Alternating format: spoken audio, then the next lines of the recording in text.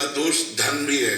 किस धन से भोजन आया है, जिस धन से भोजन आया है उसका प्रभाव हमारे ऊपर पड़ेगा, भले वो सात्विक मूंग की दाल और रोटी हो, लेकिन वो धन अशुद्ध प्रकृति से कमाया गया है, पाप कर्म से कमाया गया है और मुझे दिया गया है, तो मेरी बुद्धि पर उसका फर्क पड़ जाएगा, उसको बुद्धि भ्रष्ट हो जाएगी।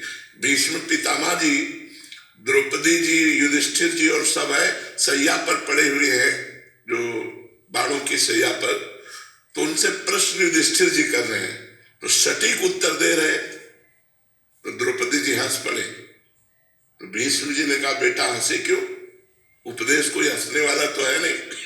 तो उनका इसलिए हंस रहे कि बहुत ज्ञान की बातें कर रहे हो इस समय, और उस समय ज्ञान तुम्हारा कहाँ गया था जब सभा में मुझे निर्वस्त्र किया जा रहा था और मैं चीख चीख के कह रही थी क्या ये धर्म है, तो आप जैसे धर्मात्मा पुरुष की बोलती बंद थी, क्यों नहीं बोले उस समय, और इस समय आप बोले हो।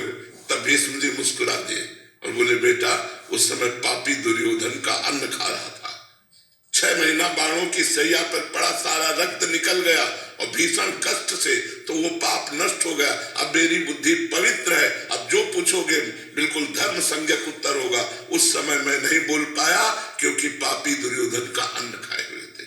अन्न का बड़ा प्रभाव होता है।